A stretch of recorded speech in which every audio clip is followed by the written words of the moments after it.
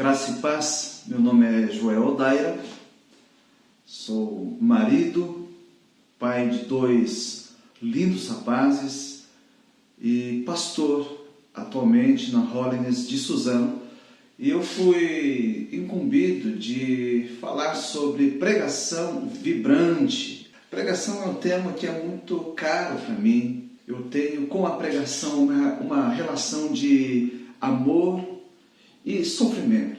Ainda sou um aprendiz em constante desenvolvimento para melhor comunicar a palavra de Deus, sempre administrando as minhas limitações, procurando superar as deficiências que eu ainda tenho. É um trabalho árduo, mas também prazeroso. Pregar a palavra de Deus é um privilégio e também uma grande responsabilidade. Conscientes disso, muitos de nós pregadores buscamos crescer, aprimorar, estudar, buscar de Deus uma capacitação para melhor desempenharmos essa tarefa. O tema aqui não é apenas pregação, é pregação vibrante. Segundo o Oxford Language, no sentido figurado, vibrante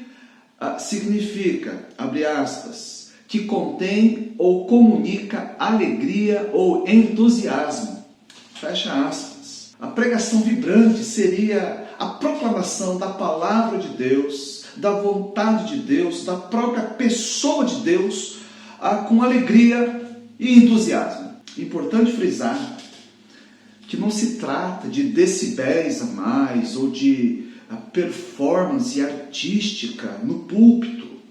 Tem mais a ver com ânimo, sabe, de alma, transmissão com vida. Agora, isso nos sugere a possibilidade de um sermão ser pregado justamente de uma maneira contrária a isso, né? De forma desanimada, quem sabe sem convicção, sem vida. E qual o problema? Dentre vários, eu quero citar apenas um e nem é o mais relevante, mas pense numa comida rigorosamente balanceada, calorias na medida adequada, né, para a idade do indivíduo, contendo todos os nutrientes necessários para sustentar a vida com saúde, mas insipidamente temperada, com aparência de ração e servido num saco de papel. Um astronauta comeria isso por falta de opção, mas experimente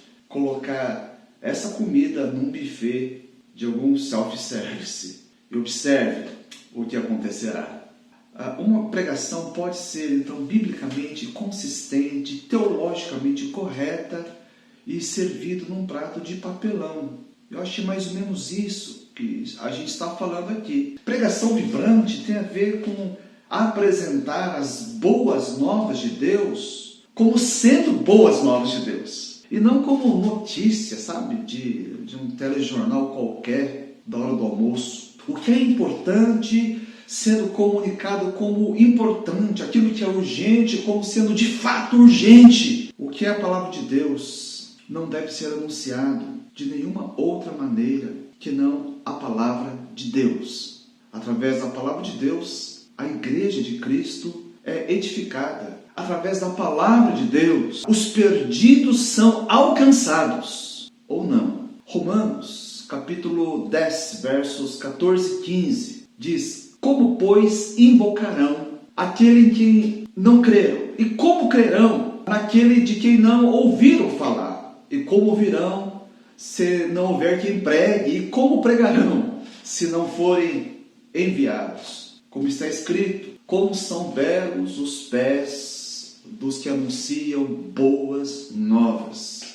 Que o Espírito Santo inunde nossas almas e unja os nossos lábios, para que a gente anuncie essas boas novas com amor no coração e fogo nos lábios. Nós pregamos a palavra de Deus, em nome de Deus, para a glória de Deus. Não é tarefa pouca. Eu lembro muito bem de um dos primeiros bokushikais que eu participei em Panorama, quando um pastor que era muito bom pregador, membro da junta administrativa, falou a nós pastores sobre os desarranjos intestinais que ele sofria por causa do nervosismo quando ele tinha que pregar nos anos iniciais do seu ministério. Aquilo trouxe um alento, porque eu pensei, eu sofro disso tudo, eu sinto dor de barriga, eu fico com insônia na véspera do culto, eu sinto nervosismo no início da pregação, no meio e no fim. Falei assim, então eu estou bem. E também me chamou a atenção porque eu estava vendo um pastor superior meu, um veterano, que conservava temor no coração. E eu pensei, isso vai ser importante para mim. Vibração é encontrar em qualquer lugar onde haja paixão por uma pessoa, paixão por uma ideologia, por uma causa. Eu desconfio que mais do que a presença da timidez, o problema está na ausência de paixão na vida de muitos de nós pregadores. É só você observar um cara que se diz tímido, mas cujo time do coração está jogando a decisão do Campeonato Brasileiro. Jogo final, segundo tempo, 40 minutos, 2-2 o placar. O seu time está ali jogando, está na entrada já, conduzindo a bola na entrada da grande área. Você não vai aguentar. Você vai inflar os pulmões, vai ficar diante da tela e então, com todas as suas energias, você vai dizer: vai, São Paulo! Não é assim, né, irmãos? A paixão, ela mexe conosco, ela sai pelos poros. É mais ou menos assim como aquele mineiro nosso, que está lá em Macau. O time dele está aqui na decisão do Campeonato Brasileiro, 40 minutos do segundo tempo, ele acreditando que vai impulsionar o time aqui lá da China, ele vai gritar: vai, Corinthians! E assim, 3-2, campeão brasileiro, amém. Assim acontece no casamento. Paixão é algo que ele pode desaparecer da mesma maneira que ele surge. Paixão a gente alimenta, trazendo honra para o outro, priorizando o outro, investindo tempo, buscando intimidade, aproximação. E então ela ressurge, como aconteceu com um casal que eu acompanhei, início da terceira idade, casamento agonizando na UTI, mas convidaram o Espírito Santo para fazer uma transformação na vida deles. E paulatinamente eles foram resgatando respeito, amor, consideração, intimidade foi acontecendo, aproximação de alma. E então aqueles que se xingavam passaram a andar de mãos dadas. Louvado seja Deus! Nós podemos resgatar, mas para isso temos que priorizar. Paixão se alimenta com respeito, irmãos, com honra, com tempo. Há vibração quando há paixão por aquele em nome de quem nós pregamos, o nosso Senhor e Salvador Jesus Cristo, o mesmo que deu a palavra de ordem para nós: ide por todo mundo, pregai o Evangelho a toda criatura. Já que temos que pregar, já que o Senhor nos envia, vamos fazer com toda a nossa força, com todo o nosso ânimo. Há amor também por aqueles a quem nós vamos anunciar o Evangelho da salvação. Há quem discorde e diz assim: olha, o importante é o conteúdo, a forma não interessa. E para tanto, eles se justificam mencionando a experiência do profeta Jonas. Jonas, que foi um profeta que pregou um sermão curtíssimo, muito mal escrito, por sinal. Não tem introdução, começo, meio e fim, não tem apelo, totalmente sem amor. Aliás, ele pregou com raiva, com ódio no coração. Acho que ele nem pregava, ele cuspia a palavra de Deus. Eu desconfio que ele nem parava para pregar, ele ia andando pela cidade de Nínive e ia pregando, pensando, falou assim: quem ouviu, ouviu, e quem não ouviu, melhor ainda, porque não vai ter chance de se arrepender. Mas surpreendentemente, o texto bíblico diz: o pior sermão pregado na história teve o mais estrondoso resultado. Simplesmente uma cidade inteira, uma mega cidade, só de crianças havia 120 mil indivíduos, desde do rei no palácio até a criança que brincava na calçada, se arrependeram. Mas, gente, isso aqui é um caso único registrado nas Escrituras, é um momento específico na história, algo excepcional. Eu não apostaria nesse modelo de pregação. Espero que você também não. A Agora, existe também alguns bloqueadores para travar o pregador. E aí realmente não dá para a gente pregar de um modo vibrante. Por exemplo, a insegurança em relação ao conteúdo a ser pregado. Quando houve negligência no preparo, quando o estudo foi inadequado, de fato vai travar, sim, o pregador. Negligência no preparo do coração. A prática comum de todo crente que ama o Senhor Jesus Cristo é de ser frequente no quarto secreto, onde nós oramos ao Pai que vem em secreto, e quando o Pai que nos vem em secreto nos recompensa. Agora, se o crente comum ele tem essa prática, quanto mais devemos nós frequentar o quarto secreto, nós pregadores. A falta será percebida, sabe? Essa negligência, essa falta de intimidade, de presença do Espírito Santo, nós mesmos sentimos no púlpito e também os ouvintes sentirão. Medo da crítica é um outro bloqueador.